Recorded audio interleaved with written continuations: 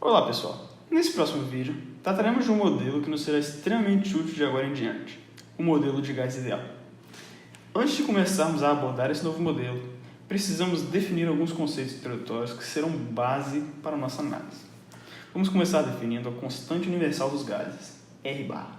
Se colocarmos na abscissa de um gráfico a pressão e no eixo das ordenadas o quociente P vezes V barra sobre T e plotarmos os pontos para diferentes temperaturas, obteremos as retas mostradas no gráfico que segue. Se extrapolarmos essas retas para um valor de pressão nula, todas elas vão convergir para o mesmo ponto, onde o quociente P vezes V barra sobre T será R bar. A essa constante damos o nome de constante universal dos gases ideais. Seu valor é 8,314 kJ por kmol Kelvin. Chamamos de fator de compressibilidade a razão adimensional PV barra sobre R barra T e o representamos pela letra Z. Se trocarmos V barra por MV, onde M é a massa molar, e R barra por MR, onde R é a constante dos gases expressa em base mássica, que variará de gás para gás, obteremos Z igual a PV sobre RT. Percebemos então, pela própria definição da constante universal, que quando a pressão tende a zero ao longo de uma temperatura fixa, o fator de compressibilidade tende a 1.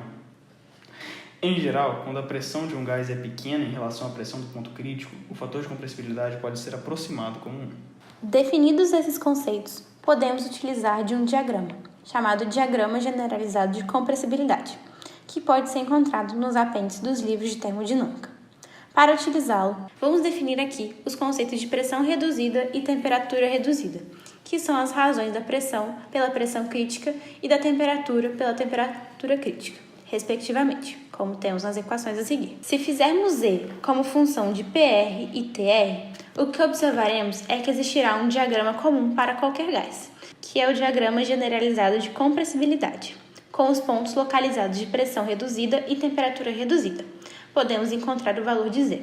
Vale observarmos que existe também o volume específico pseudo-reduzido, que é calculado segundo as equações a seguir. Ele é utilizado dessa forma por fornecer uma melhor correlação de dados do que o valor obtido ao apenas dividir o seu valor pelo volume específico crítico. O que nos interessa agora é que quando o valor de Z for muito próximo de 1, distante no máximo 5%, podemos dizer que seu valor é 1. E tratar esse gás como um gás ideal. Com todas essas definições, podemos agora falar do modelo de gás ideal. Como antes dito, aplicamos esse modelo para gases cujo valor de Z é bem próximo de 1. Se partirmos da definição do fator de compressibilidade, que é a equação Z igual a PV sobre RT, e fizermos Z igual a 1, obteremos a relação PV igual a RT. Chamamos essa equação de equação de estado de gás ideal.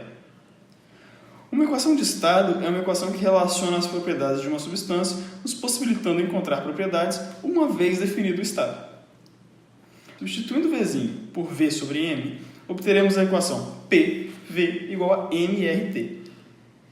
Outra forma dessa equação vem da definição de Z em termos da constante universal dos gases e do volume específico molar, que é a equação PV barra igual a R barra T, ou com V barra igual a V sobre N, onde N é o número de quilomols, PV igual a NR barra T. A equação de estado de gás ideal pode assumir essas 4 formas. Não temos ainda ferramentas para demonstrar, mas um resultado extremamente importante da simplificação de gás ideal é que para gases modelados dessa forma, a energia interna é função apenas da temperatura.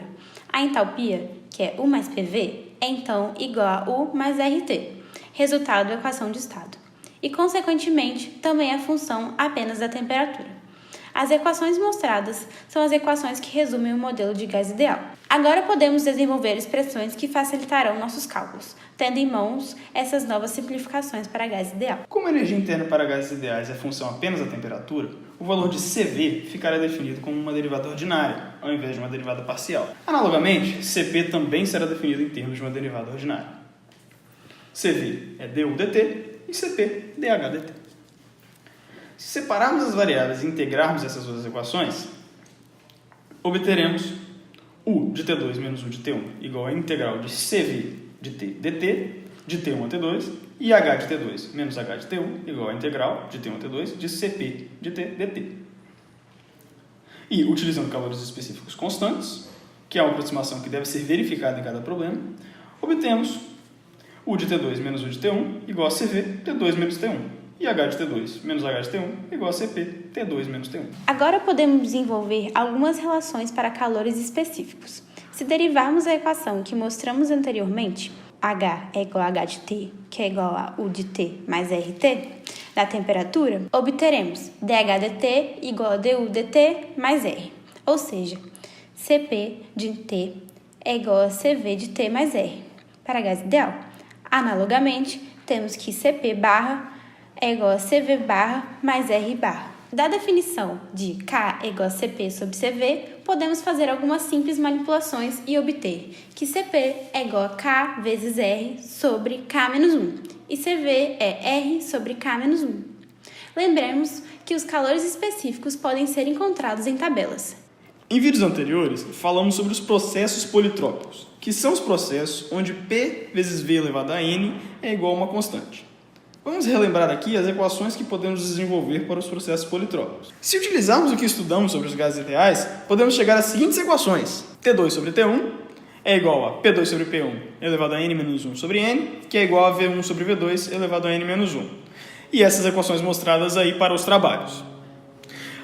A demonstração dessas equações é um bom exercício de conceitos e recomendamos fortemente que você que está assistindo tente desenvolvê-los. O caso onde o expoente politrópico é igual a 1 para gás ideal constitui o caso de uma transformação isotérmica. Nessa primeira equação, podemos ver isso.